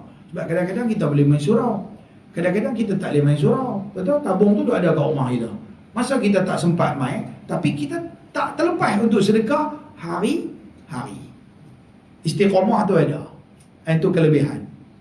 Kan? Yang tu yang ketiga, menolakkan bala dan penyakit. Yang keempat, memasukkan kesukaan atas segala miskin dan memasukkan kesukaan ke atas orang mukminin. Itu terlebih afdalul a'mal. Amalan yang mulia di sisi Allah adalah memberikan kegembiraan kepada hati orang-orang yang beriman. Berarti apabila kita bagi satu sumbangan, orang seronok dah, orang tu seronok, kita telah pun menggembirakan hati orang yang susah. Nescaya Allah akan menggembirakan hati kita. Makcik percaya tak saya cakap atas dunia ni tenang tak boleh beli? Nak pergi beli kat mana? Tenang. Nak pergi beli kat mana? Ketenangan. Boleh pergi duduk kat tepi laut, kat Queensway tu boleh tenang. Ada orang dia rasa macam pergi tengok laut tu tenang. Saya tak tahu. Serabut lagi ada. Pergi pula duduk malam-malam. Dah laut tak nampak. Dah lah pergi duduk tempat jin tenang. Tepi-tepi laut tu tempat-tempat jin. Pergi duduk tepi-tepi laut. Tepi-tepi sungai. Mohat teruk lagi pergi berhenti kereta tengah jambatan. Oh jahanam. Tengok laut, tengok sini. Tengok laut, tengok sini. Dah lah terjun. Tenang ke tempat-tempat laut tu? Itu bukan tempat tenang. Nak tenang, baca Quran. Nak tenang, zikrullah. Nak tenang, semayang. Nak tenang, banyakkan bersedekah. Allah bagi ketenangan. Siapa bagi ketenangan? Allah bagi ketenangan. Siapa yang bagi serabut? Allah yang bagi serabut. Allah dia ambil balik serabut tu. Allah dia bagi kat kita ketenangan. Apa asbabnya? Salah satunya rajin bersedekah. Tu yang sebab bila kita bagi sedekah, kita telah bagi kegembiraan pada orang, maka Allah juga akan bagi kegembiraan pada kita. Yang kelima, Allah bagi berkat pada hartanya dan meluaskan rezekinya. Allah kata dalam satu ayat surah As-Saba ayat 39, وَمَا أَنفَقْتُم مِّن شَيْءٍ فَهُوَ يُخْلِفُهُ. Semua yang kita bagi, Allah dibagi balik. Semua yang kita impak, Allah nanti balas balik. Balas macam mana? Tak tahu. Jangan ingat balas tu berarti Allah kena bagi balik kat kita duit. Aku bagi RM1 kena bagi aku RM10. Tak. Maha adil dan maha kayanya Allah. Allah bagi kat kita cara lain-lain. Kadang-kadang kita bagi sedekah, Tuhan balas kat kita balik, dapat tenang. Kita bagi sedekah, Tuhan balik, kita tak ada musuh. Kita bagi sedekah, Tuhan balas balik dengan apa lagi? Sihat. Sihat. Kan, adik, jujur dalam hidup umur apa umur? 14. Okey, tak apa 14. Lah ni betul-betul tak payah bohong. Ustaz, saya ni hanya dengan bohong kat saya. Sebab saya ni cucu wali. Tok Wan saya nama dia Kadir Wali. Faham tak?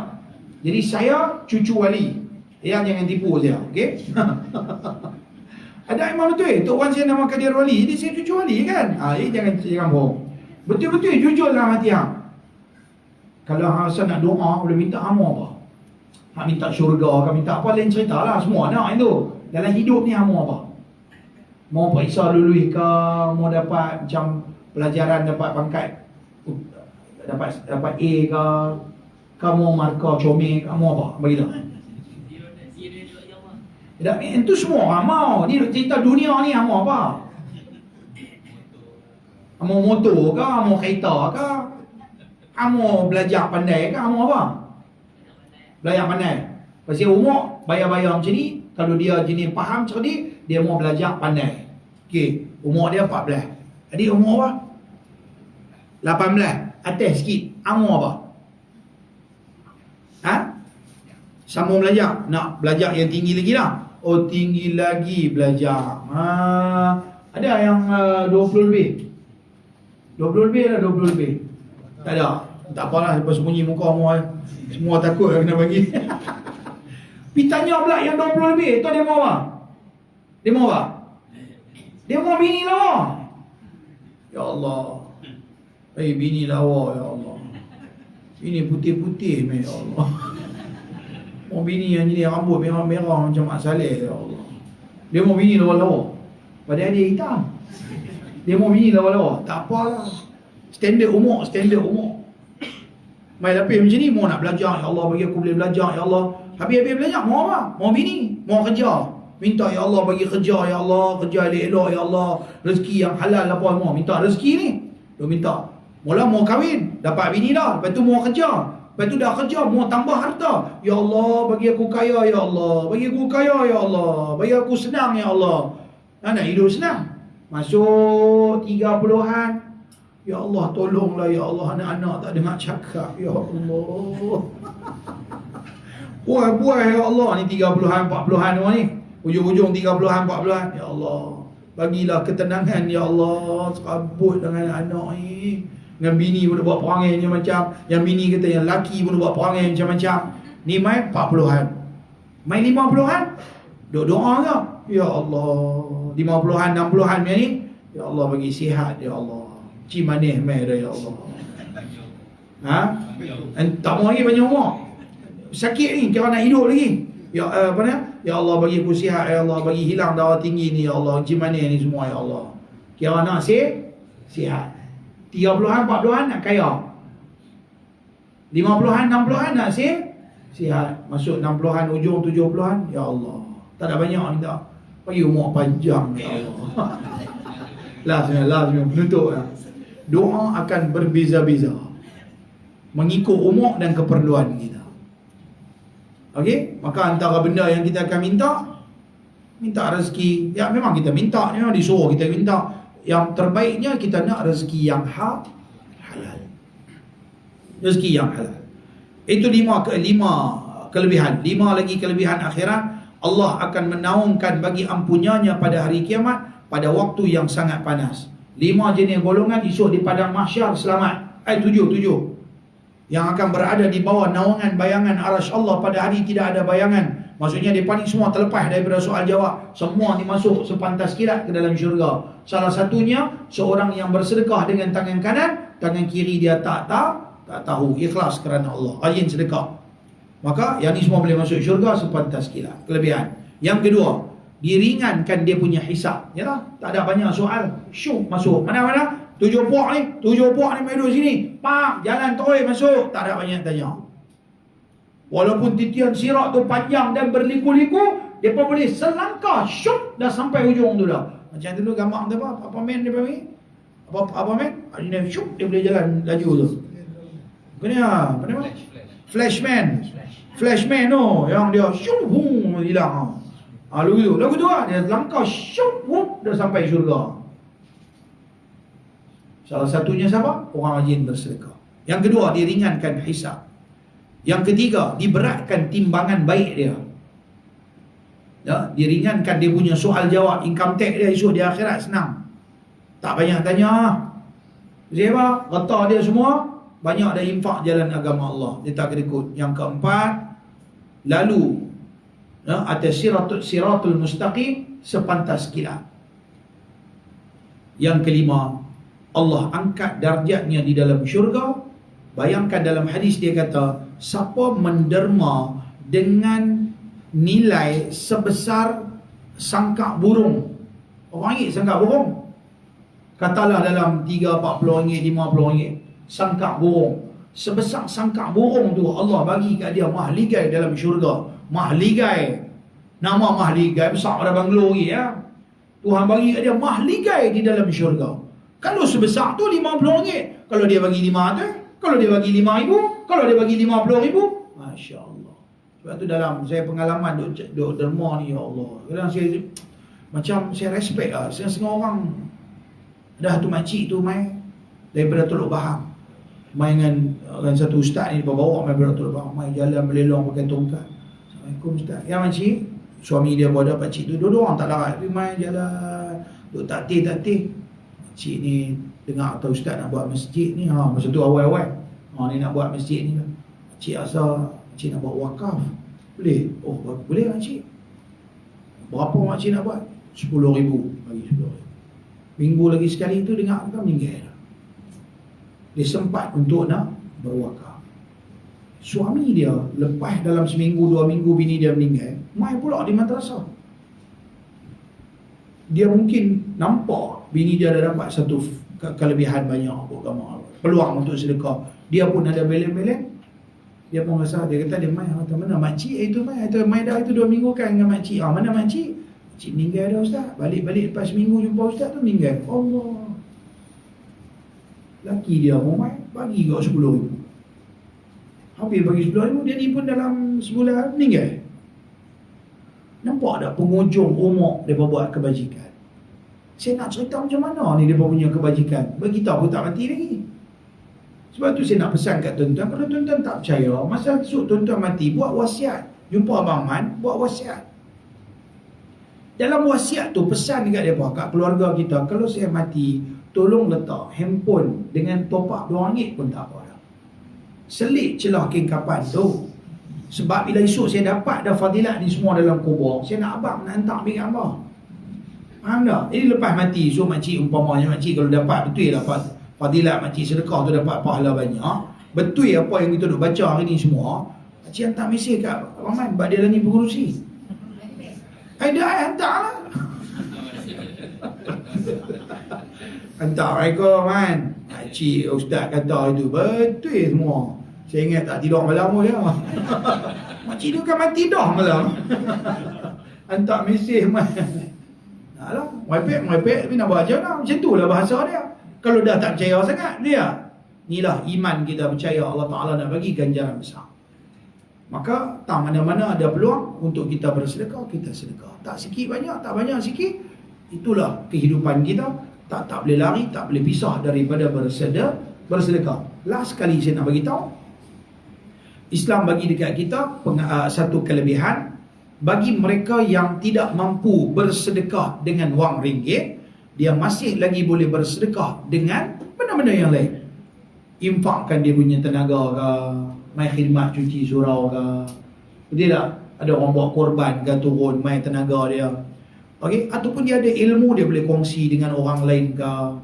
Nampak? Itu nama dia jihad ataupun infak dia punya ilmu ke, pengalaman dia ke. Apa yang kita rasa kita ada kemampuan? Apa yang kita rasa kita ada kemampuan? Apa salahnya dengan apa yang kita tahu kita berkongsi dengan orang lain? Kita bantu orang dengan cara lain. Kita nak kata sedekah banyak, tak mampu. Kita boleh buat benda lain, kita boleh tolong orang, kita tolong. Pasal apa? Nak sedekah banyak-banyak, tak mampu. Tapi kalau hang macam ni, Nabi satu hari pernah mai seorang badui, satu orang Arab mai. Dia kata, ya Rasulullah, saya ni duk menyaga tapi saya ada masalah sikit dalam perniagaan saya. Saya nak balik kampung, saya nak pergi cari modal nak main balik. Tapi saya tak mampu ya Rasulullah. Boleh tak tolong bantu saya sikit? Saya nak balik kampung saya. Saya tak ada unta ataupun kenderaan nak balik. Rasulullah pun masa tu sesak. Rasulullah kata, Allah, nak bagi kat hang pun aku pun tak apa senang lagi. Macam ni, hang pergi jumpa sahabat kita yang ada dekat sini ni, nama dia sekian-sekian, hampir minta dia, kata Rasulullah kata kalau hang senang bantu. Dia tu pun Alhamdulillah Rasulullah bagi tahu tu, memang Rasulullah tahu dah, kata dia ni mampu, dia ni pun bagilah hadiah ataupun sedekah unta, pinjam unta tu untuk dia ni nak balik pergi kampung dia. Nabi kata apa? Dia mai jumpa Nabi, dia ni unta tu dia mai. Assalamualaikum ya Rasulullah. Dapat ada unta, saya boleh balik ke kampung. Orang takkan nak tipu Nabi kot kan. Mai jumpa Nabi, saya dapat dah. Ni saya nak balik kampung saya, nanti saya mai balik. Rasulullah kata, ad-dallu 'alal khair kafa'ili. Orang yang menunjuk ke arah kebaikan, dia seperti orang yang buat benda baik. Kadang-kadang kita tak mampu untuk bersedekah, tapi kita tengok ada orang senang, amboi hang Tuhan bagi hang senang, alhamdulillah. Jangan lupa sedekah. Kalau tak ada tempat nak sedekah, no, ada madrasah tu boleh sedekah. No, ada masjid tu boleh sedekah. No, ada sana orang dok minta derma untuk nak buat masjid, nak buat apa, nak buat apa, nak buat apa kau. Pi bagi sumbangan. Kita tak bagi, kita tak boleh bagi banyak. Kita boleh arahkan, tunjuk, bagi tunjuk supaya orang tahu kat mana ada tempat boleh bersedekah. Kita pun dapat pahala banyak. Mana kau tu sedekah banyak tu, Tuhan bagi pahala bagi kita.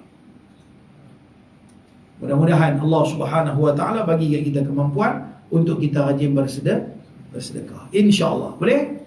Ada soalan? Makcik nak tanya apa? Ada soalan? Tanya. Sebelum nak tanya soalan, saya nak maklumkan sikit dulu. Sekejap kita tengok Facebook ada soalan tak?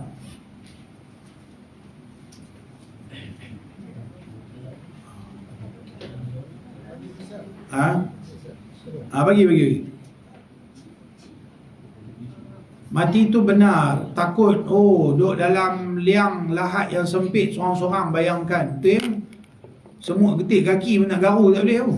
Ya, baik. Jam keren. Mana dia? Syurga tu hak siapa?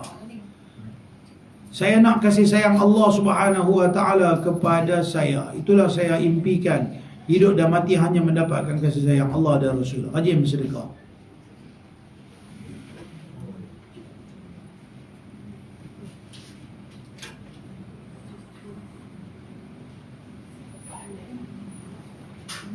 Okey.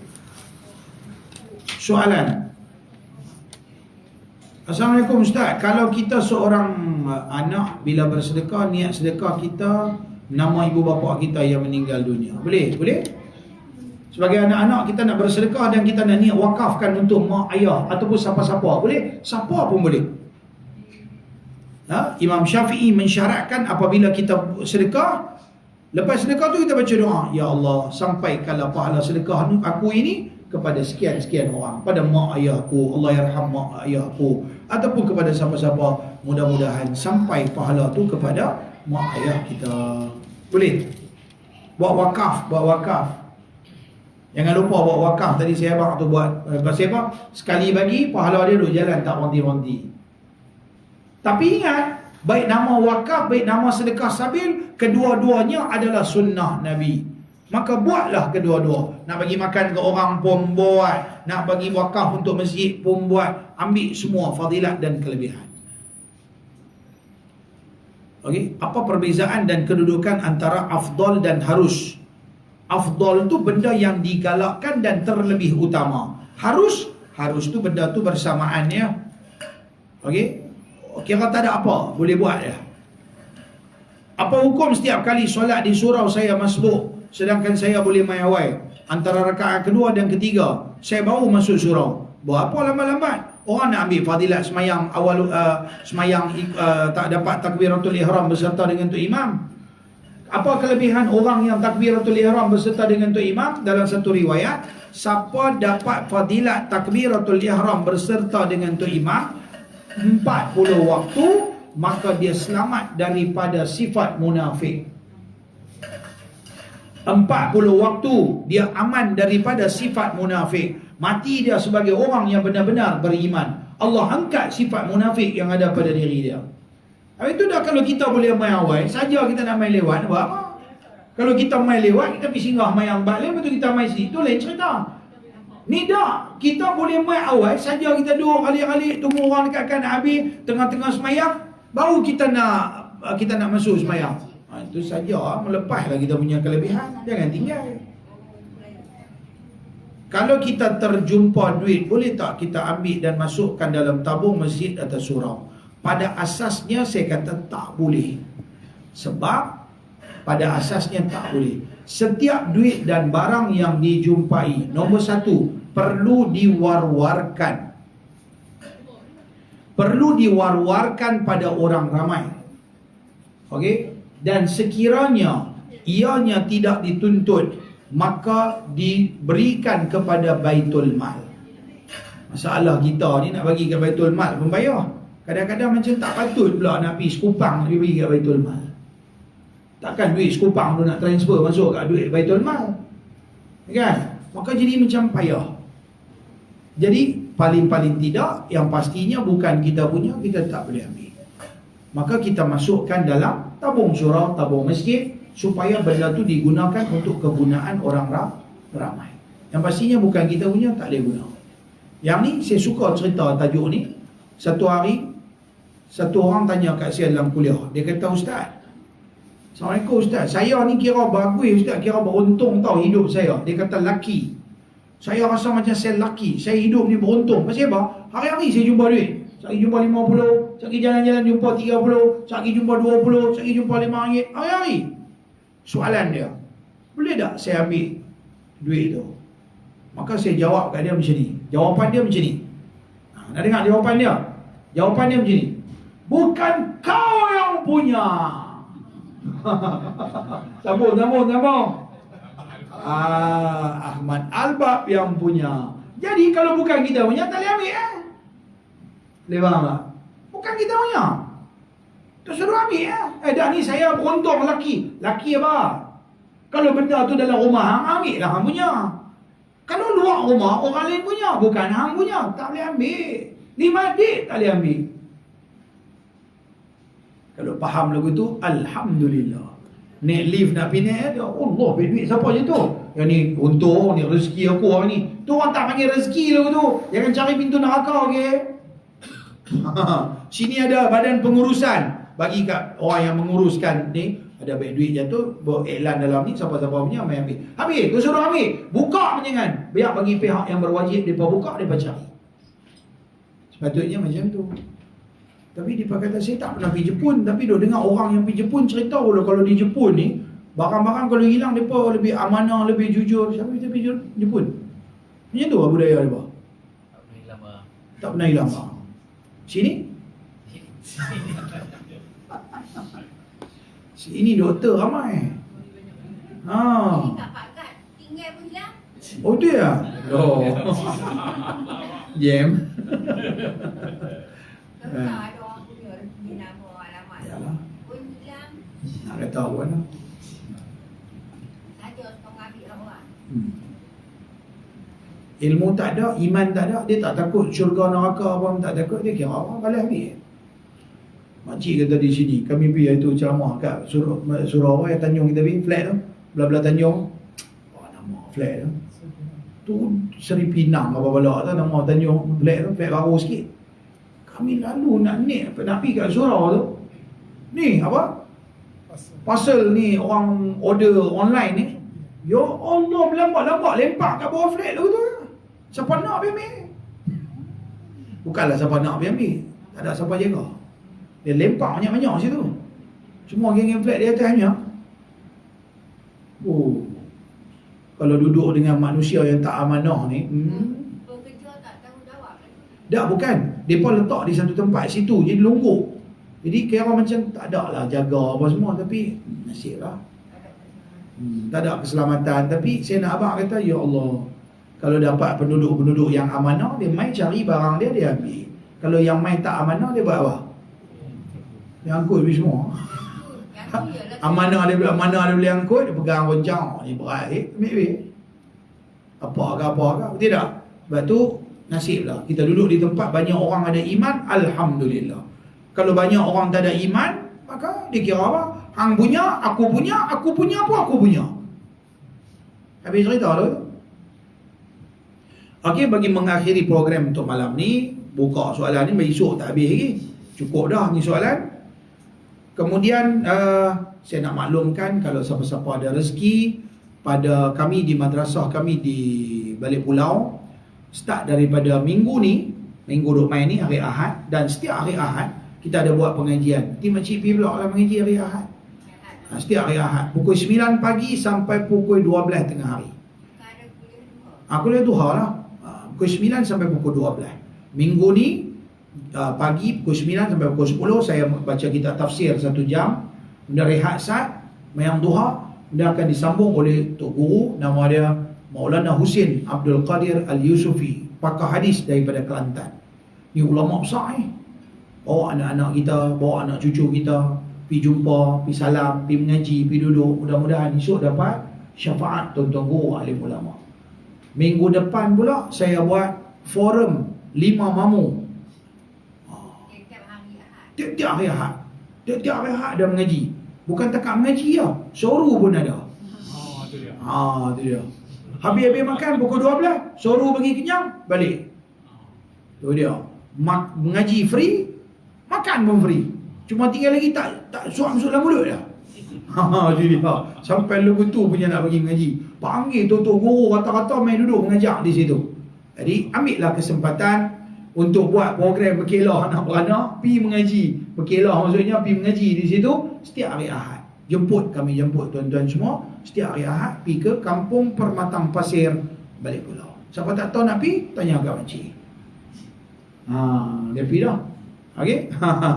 Kan, mudah nak pergi straight dah, senang sampai. InsyaAllah ada rezeki kita mai mengaji. Kita ada buat pengajian pada setiap hari Ahad pagi dan juga pada setiap hari Jumaat malam. Jumaat lepas maghrib ada kuliah maghrib lah. Saya baca kitab, ada 3 buah kitab, fiqh satu, tauhid satu, tasawuf satu. Di sini Baman kata sebulan sekali. Sana tiap-tiap minggu nak mengaji cepat pandai, kena pergi sana lah. Okey, jumpa lagi. Kalau jumpa ada siapa-siapa makcik-makcik yang ada duduk pondok, silakan, kita tengah duduk menerima kedatangan siapa-siapa nak belajar duduk di pondok. Pondok pertama kita dalam pulau, di Pulau Pinang ni, insya-Allah. Mudah-mudahan boleh membantu pada mereka-mereka yang nak mempelajari ilmu agama, insya-Allah. Okey, sekadar itu saja. Jumpa lagi. Bismillahirrahmanirrahim. Alhamdulillahirabbil alamin. Wassalatu wassalamu ala asyrafil anbiya'i wal mursalin. Sayyidina wa maulana Muhammadin wa ala alihi wa sahbihi ajma'in. Allahumma zidna ilman nafi'a wa rizqan halalan wasi'an mubarakan fihi wa amalan mutaqabbala. Allahumma 'allimna ma yanfa'una wa anfa'na bima 'allamtana wa zidna ilma. Allahumma rabbana atina fid dunya hasanah wa fil akhirati hasanatan wa qina 'adzaban nar. Sallallahu sallam alaihi walhamdulillahi rabbil alamin. Taqabbalallahu minkum minna wa minkum taqabbal ya karim. Jumpa lagi tuan-tuan semua, insya-Allah. Yang baik daripada Allah, salah silap dari saya sendiri mohon ampun dan maaf. Sekian, Assalamualaikum warahmatullahi wabarakatuh. Ya. Almu kita kena baca malam je ke?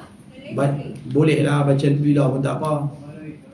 Baca bila pun tak apa, tapi ada hadis tu disebut malam, baguslah kalau baca malam sebelum tidur. Tapi kalau nak baca siang tak apa masalah.